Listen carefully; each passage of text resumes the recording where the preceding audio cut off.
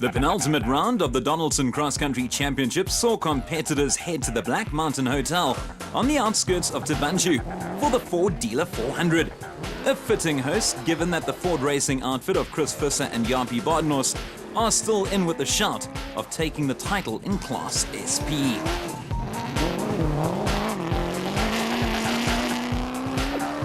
Having a look at this race now, obviously a nice one for Chris. Yeah, look, the year's been good to us. It could have been a bit better, but certainly we've had a fantastic year. Six races, 6 podiums, so we can't moan about that. And this race has been good to us for a couple of events, so really looking forward to it. The race also saw the return of Jacques and Lizelle van Tonder. Good to be back on the road, Jacques. Yeah, it feels good to be back in the car. The last race wasn't so big success for us, and it feels good to be back in it and getting back into the rhythm and everything. And of course, Lizelle, it's a fairly new car for you guys. Well, it's the V8 now, so it's a lot faster than the straight 6 we used to have. But he was practicing a bit in it, and even I had to spin in it, and I think we'll be okay, especially after the prologue. You know, we'd have our rhythm going and everything. So yeah, I'm excited for this race. After a shortened qualifying ensured only a 7-minute gap between the first and last cars, racing was tight. Castrol Toyota's Anthony Taylor and Dennis Murphy couldn't quite pull off their 5th straight win, but a 4th place finish meant the championship was theirs. Chris Visser and Jaapie Badenhorst missed out on top spot, 2nd in the standings and 2nd in Tabanshu.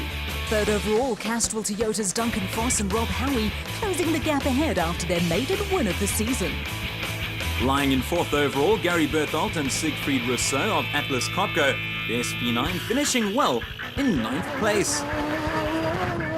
Another Atlas Copco team of Johan van Staden and Mike Lawrenson are in 5th place. They loved every minute of the race, which saw them finish 10th in class. Lance Woolridge and Ward Huxtable from Ford Racing couldn't quite reach the heights of their RFS 400 performance, but a 3rd place finish sees them 6th in the championship. The men from Freiburg, Malcolm Koch and Johan Berger, overcoming a scary experience in qualifying to finish the race in 6th position, putting them 7th overall. The Regent Racing pace setters Michael Whitehouse and Matthew Carlson overcame punctures and more to finish 8th, coincidentally the same position they're in the championship. Pieter de Bruin and Henry Hiku recorded only their 2nd DNF of the season when the front wheel of their Micron XL Toyota came off approximately 50 Ks into Loop 2. Rounding off the top 10 in the championship, Louw de Bruin and Rian Kraling in the Rubicon Racing Ford Ranger. In 11th place, Jannie Visser and Jorg Leroux in their RFS Toyota Hilux, picking up valuable championship points. Graham Leith and Christo Bosman experienced no problems on the route on their way to a 13th place finish, putting them 12th overall. Heartbreak for celeb navigator Jack Parrow as he and Archie Rutherford from Regent Racing failed to make it to the end. It wasn't the case for Henny de Klerk in the RFS BMW X3. He had a new navigator in Adrian Roots on day 2. They were 14th in the standings. The 3rd Regent Racing Nissan Navara in the championship, former provincial cricketer Terence Marsh and his navigator Gerard Skitter. Christian de Ploy and Henk Janssen van Vieren in the RFS BMW X3, having a disappointing season so far, were again victims of a DNF in the qualifying race. Sorrel van Bouillon and Philip Hasselman finished joint 1st in qualifying, while the race itself saw them finish 5th, their best result of the season in the Atlas Copco Toyota Hilux. A leisurely drive for the Force Fuel Toyota Hilux of Luke Buerter and Kevin Durston. The reason?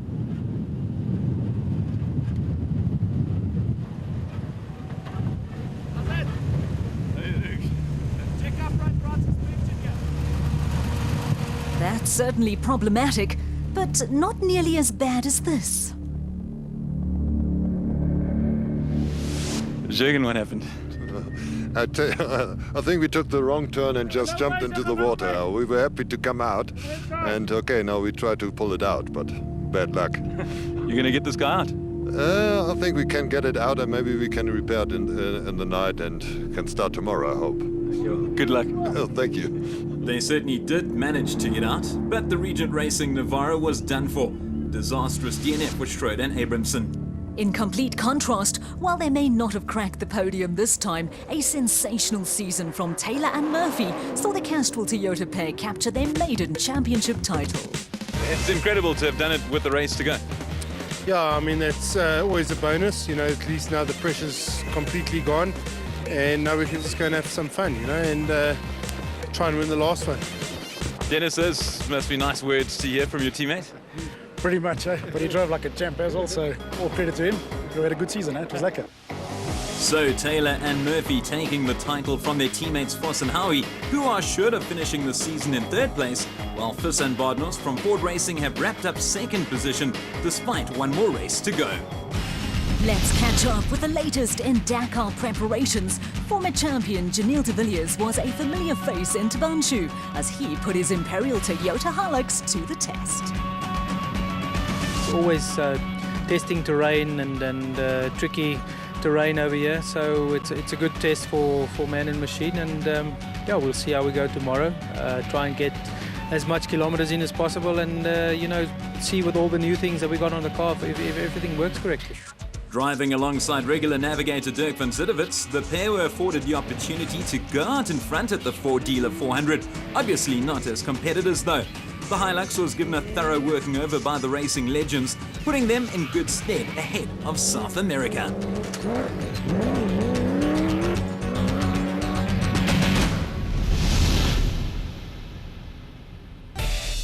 Moving over to Class D and E, while the championship saw the usual suspects of the Horn brothers and Douglas Fear and Kurt de Villiers in action, Class E welcomed a new competitor to the mix in the form of a Ford Ranger sponsored by Car Magazine, with editor Sadia Matai behind the wheel.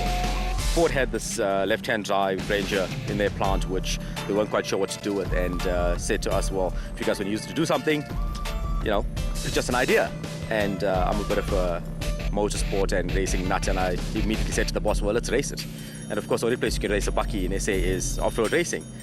So Ford unfortunately liked the idea, and we contacted Henry Zamatin from Man Repco to build the car for us in record time, 2 weeks. He put it together, and we find ourselves here, much to the amusement and bemusement of a lot of people in the field.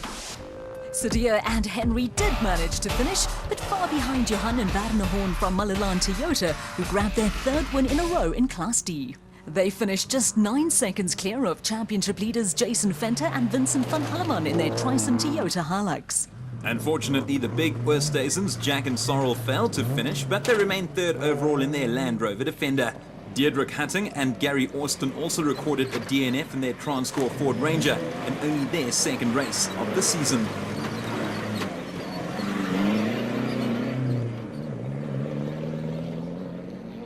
With Dirk Pitter and Chris Claessens already having clinched back-to-back Class E championships, they gave the race a miss, which opened the door for Doug Fear and Kurt de Villiers from Brighton Removals to finish first in class.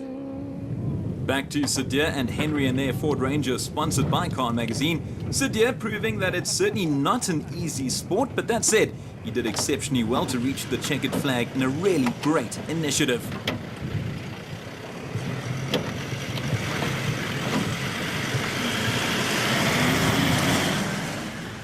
Second in Class E, but more than 10 minutes adrift of Fear and de Villiers, Johan Pretorius and Justina Darth in their Toyota Hilux. So Venter and Van Alleman leading proceedings with 66 points, 20 clear of the Horn brothers, Johan and Werner, while Pitter and Claessens are tops in Class E.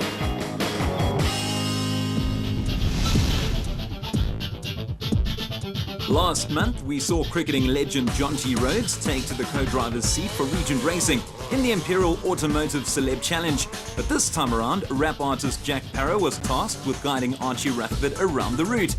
Known for hits such as Cool Ass Ecker and Dance Dance Dance, Jack was certainly out of his comfort zone and admittedly slightly nervous before the race. In an absolute first, he wrote out his instructions word for word in the roadbook so that he was perfectly prepared to rap orders to Archie.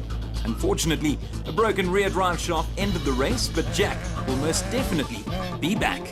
And your thoughts on the whole Donaldson Cross Country Championship? Yeah, great. I must say, it's well organized and it's fun. It's just all over, I think, a great event. And as I said before, I really urge anyone on who can get the chance to come here and come experience it and come check it out. It's proper. It's really one of the best things I've ever done in my life. I don't even have words really to explain completely.